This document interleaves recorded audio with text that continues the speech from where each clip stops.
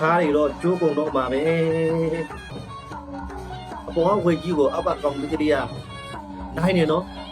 ဒါဘာနဲ့လဲဟိုမှာလည်းဓာတ်တိုင်းနဲ့တက်ကနေလာကြီးဒီငကားမဲ့တော့တော်အပုတ်စွမ်းနေပေါ့နော်ငကားငွေနဲ့မှုတ်လိုက်တာနဲ့ဒီမှာ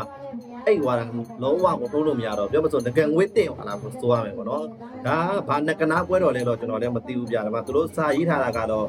အသက်တိုးငကနာငကနာတော့လာနေပဲနှုတ်ကြည့်မရစေရဘူးပေါ့နော်ဘယ်တော်ရဲ့ငကားငွေအစွမ်းပါတဲ့တကူကြီးပါတယ်ဖျားတယ်နော်အမျိုးသားတွေလည်းလက်ရှိနေတာတွေ့ရတယ်ညီမကြီးမာလည်းတူတူဆန်းနေရှိတယ်ပေါ့နော်ကျွန်တော်ကထိုင်းအကြောင်းအရာတွေပဲတင်ဆက်ပေးနေတဲ့ခါကျတော့ဘူးလိုမျိုးတော့ညီမကြီးမှာတူတူဆန်းရှိတဲ့အကြောင်းအရာတွေကိုမြင်တွေ့တဲ့အခါမှာကျွန်တော်တော်တော်လေးကိုမှတူတူဆန်းဖြစ်စေတယ်ပေါ့နော်အားသင့်စေတယ်ဒါကြောင့်ဒီဟာဘာအတွက်လောက်ကြတာလဲဆိုတာသိတဲ့လူများရှိရင်ပြောခဲ့ကြပါဦးဗျာ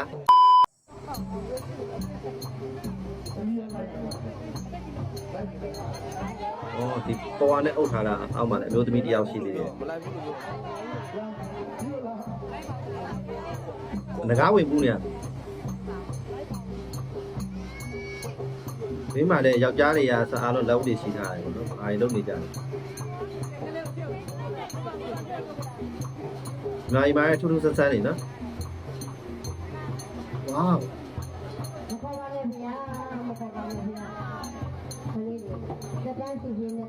ဘယ်လိုလုပ်လိုက်ကြ။နှစ်ယောက်တောင်သုံးလုံးလဲပါရဲ့။တော့ပြောချင်တာငကားငွေနဲ့မှုတ်ခါတာပေါ့နော်။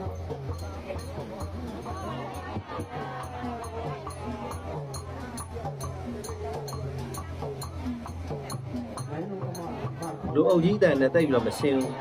တန်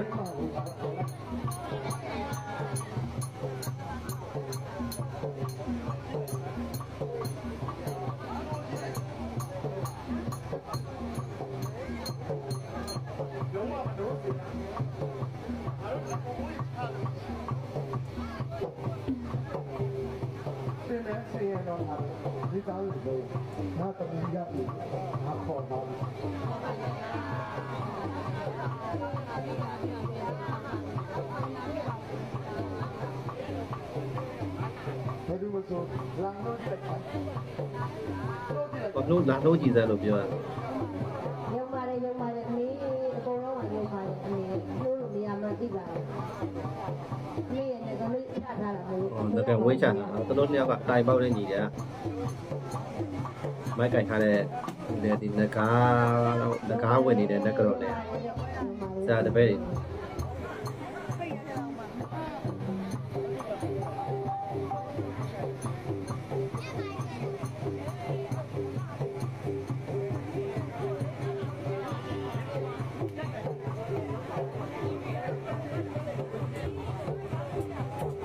တွေတော်ရဲ့ငကားဝေးအစွမ်းရတယ်တကူကြီးပါလေဘုရားဆိုပါလားဒီမှာတဲ့ဒါဘာနဲ့ဝင်လာတယ်မသိဘူးပေါ့နော်အောက်မှာလူတယောက်ကိုခါကုန်လာတော့အပေါ်ကနေပြီးတော့ဓာတိုင်းတက်ခါအောက်မှာတော့ဗဇက်ပြင်းနေခါကျိုးရပါဘူးစိုးရင်ရတယ်နော်ခါနဲ့ကျိုးရရင်ဒုက္ခပေါ်မှာတက်ဝိတ်နဲ့အောက်ကဝိတ်နေတော့ဟုတ်နေပါရီဟာအောက်ကတယောက်ကအကောင်သေးနေမှတက်ရင်တော့ဒါဘာနဲ့ဝင်လာလဲသိရတူများပြောကြတော့ကျွန်တော်တကယ်မသိလို့ပါဗျာကျွန်တော်တကယ်တော့ညီမကြီးမှာအဖေတွေပေတွေရတဲ့နက်ဖိုးွယ်လာတယ်မဟုတ်တဲ့ခါကျတော့ဘာနက်တွေလဲဆိုတော့ကျွန်တော်လည်းမသိဘူးဒီတိုင်းမှာကျတော့ဒီပရာလောကအကြောင်းအရာတွေပဲတင်ဆက်ပေးနေတဲ့ခါတော့ကျတော့ဒီຢာတွေကိုကျွန်တော်လည်းမမေ့ခဲ့ဘူးပေါ့နော်ညီမကြီးမှာအကြောင်းအရာတွေတကယ်စိတ်ဝင်စားဖို့ကောင်းပါတယ်ဒါကတော့ဒါအင်းဝမျိုးမှာတွေ့တဲ့ရှေ့ဟောင်းဟုတ်ပါဗျာဒီမှာလက်ရည်ပြောလက်ရည်ဒီတော့ထူထားတော်တော်ပေါ်နေဒီကြောင်ဟုတ်ပါဗျာအမှန်ပဲဒီတက်မှန်တော့ဘာမှမရှိစစ်ဒီတက်မှန်တော့ဘာမှမရှိခိုင်ခန့်နော်အုတ်တွေအချောကင်ထားတာပဲ့တာပြူတာမရှိဘူးနော်ဒီလောက်ကြီးပြည့်ရုံးတာမရှိသေးဘူးဒီမှာအဝါရောင်တွေအောင်တွေ့တယ်နော်ဆရာဦးဒီအတူနဲ့လောက်တော့ဒီမှာဒါရွှေနဲ့တူတယ်ရှိရောဟမ်ဒါလေကဘုန်းကြီးနဲ့ထူတာပေါ့ဒါလေကားလေကားအဝင်လေးပဲရှိသေးတာပေါ့နော်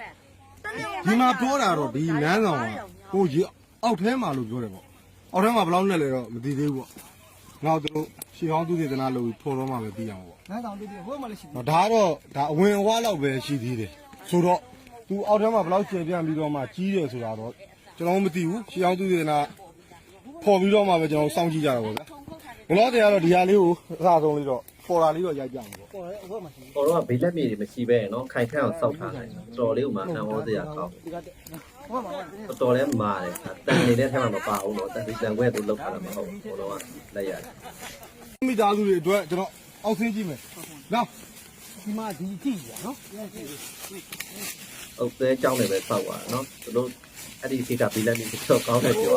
ဘယ်ဘေးလက်မြေကိုသုံးတယ်ကြံတဲ့ကောင်လားကြံတော့ကောင်လားအဲ့ကျတော့အဲ့ဒါကြီးမရှိတော့သေးဘူးပေါ့နော်သူကသူတို့ပေါ်ဆက်ထားတဲ့ဘေးလက်မြေကြီးတော့တော်တော်လေးမှတော်တယ်ဗျအဲ့ဒါလေးကတကယ်ချီးကျူးစရာဟိုတော့ ဟိုက်တော့တော့ကနေချက်ကန် ကြီးတယ် ဟုတ်တယ်သူကဒီချောင်းအဆက်ဝမ်းတော်ရတာဝင်ပေါက်ပေါ့နော်ဝင်ပေါက်ပေါ့ ဒါကြီးကတော့အမေရိကန်တော့ရင်းကလေးမလုပ်ခင်ဘယ်ဘက်ဆိုင်တော့ဒီမှာပေါ်နေတယ်ရတယ်ဗျနော် ဒါဝင်ပေါက်ရ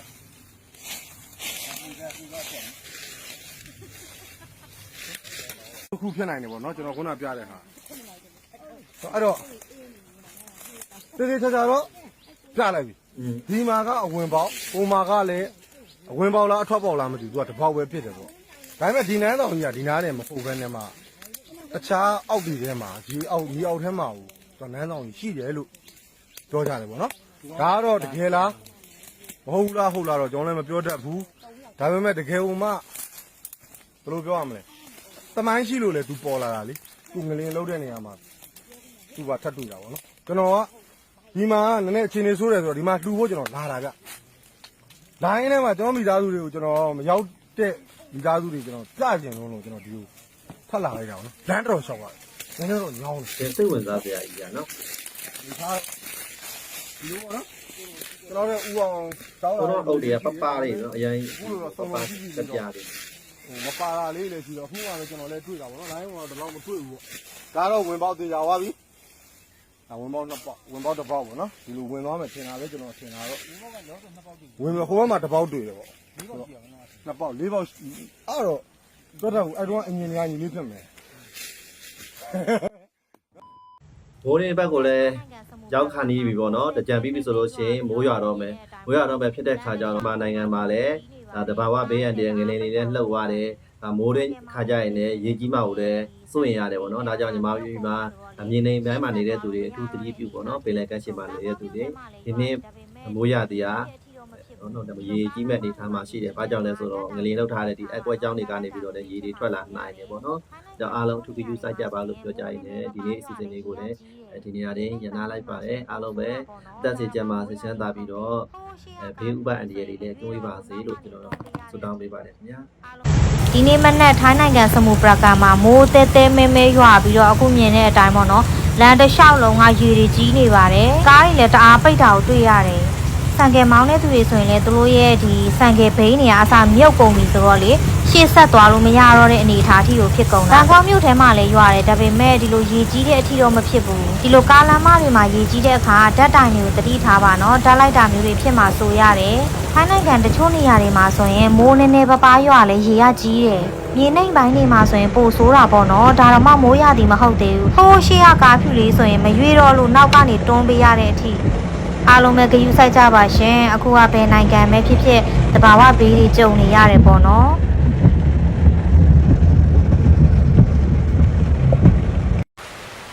ผมป่านนี้ยังไม่ลงเลย